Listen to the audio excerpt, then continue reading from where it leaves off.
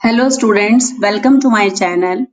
आज हम organic compound analysis में ग्रुप थर्ड जिसमें कि कार्बन, हाइड्रोजन, ऑक्सीजन के साथ नाइट्रोजन और सल्फर भी प्रेजेंट होता है और जो कि उदासीन कंपाउंड्स होते हैं उनकी जानकारी लेंगे और उनकी टेस्ट को हम उनको किस तरह से हम परीक्षण करते हैं उसके बारे में जानकारी प्राप्त करेंगे। इसमें मुख्यतः जिसमें कि नाइट्रोजन और सल्फर दोनों उपस्थित होता है उसके लिए जो कि तीसरा श्रेणी का श्रेणी है उसमें हम मुख्यतः थायो यूरिया को इंक्लूड करते हैं। थायो यूरिया में हम thiourea is soluble in water and neutral to litmus paper. 0.1 gram of compound 2 ml of 20% NaOH solution को यदि हम जब बॉईल करते हैं और उसके बाद उसमें few drops of late acetate solution डालते हैं तो हमको black precipitate प्राप्त होता है। उससे थायोयूरिया कंफर्म होता है और थायो फंक्शनल ग्रुप जिसमें कि थायोअमाइड समूह होता है C डबल बॉन्ड S जिसके साथ कार्बन पर NH2 समूह लगा होता है उसे हम थायोअमाइड समूह कहते हैं।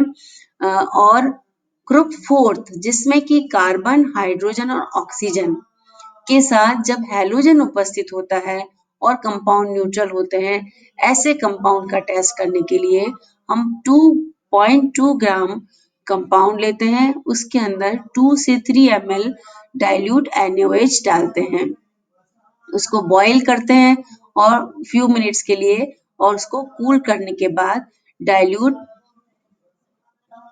HNO3 डालते हैं जब तक कि वो एसिडिक ना हो जाए। उसके बाद उसमें 1 ml ऑफ AgNO3 सॉल्यूशन डालते हैं। यदि हमें व्हाइट और येलो प्रेसिपिटेट मिलता है तो aliphatic halides like CHCl3, CCl4 present हो सकता है। क्योंकि यदि हमें कोई भी अवक्षेप प्राप्त नहीं होता है तो उसे क्लोरोबेंजीन और ब्रोमोबेंजीन प्रेजेंट हो सकता है।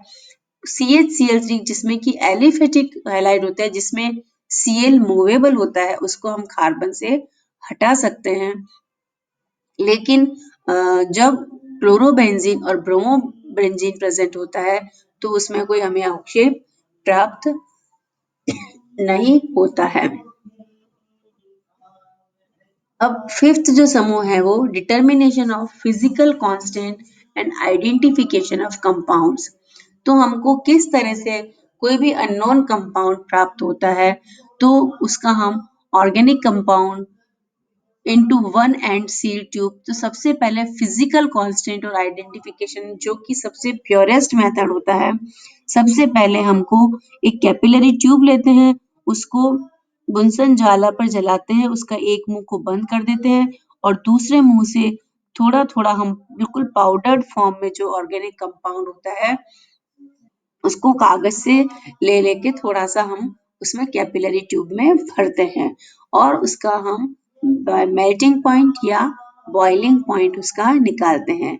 तो मेल्टिंग पॉइंट और बॉइलिंग पॉइंट के आधार पर हम उसको कंफर्मेटिव टेस्ट या हम फिजिकल वेरिफिकेशन के आइडेंटिफिकेशन के आधार पर उसको हम कंफर्म करते हैं कि ये हमारा कंफर्मेटिव टेस्ट है। उसके बाद हम कंफर्मेटरी टेस्ट लगाते हैं किसी भी कंपाउंड का जो कि इंडिविजुअल होता है। जैसे किसी भी अमाइड है, अमाइड मिला तो हम इंडिविजुअल आइडेंटिफिकेशन एमपी मेल्टिंग और बॉइलिंग पॉइंट ऐसे करके और इंडिविजुअल का टेस्ट लगाते हैं, ऑब्जर्वेशन लेते हैं और उसका इन्फेरेंस रिजल्ट निकालते हैं और लास्ट में जो है उसका हम डेरिवेटिव बनाते हैं।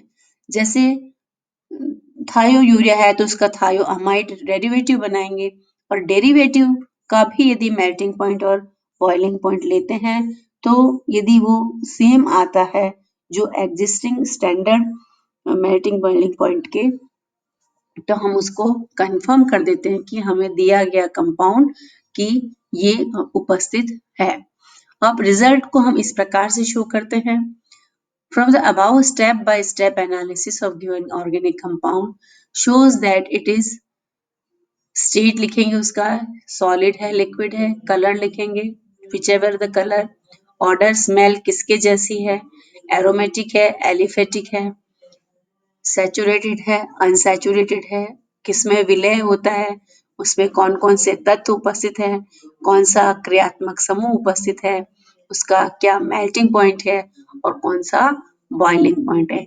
इस प्रकार से हम उसका सिस्टमेटिक जो है एनालिसिस करते हैं। इसी प्रकार हम एल्डिहाइड और कीटोन के का भी हम टेस्ट कर सकते हैं।